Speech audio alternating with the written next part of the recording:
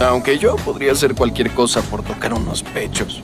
Si me ayudaras a rescatar a Niako del demonio, ¿qué dirías si te dejara manosearme?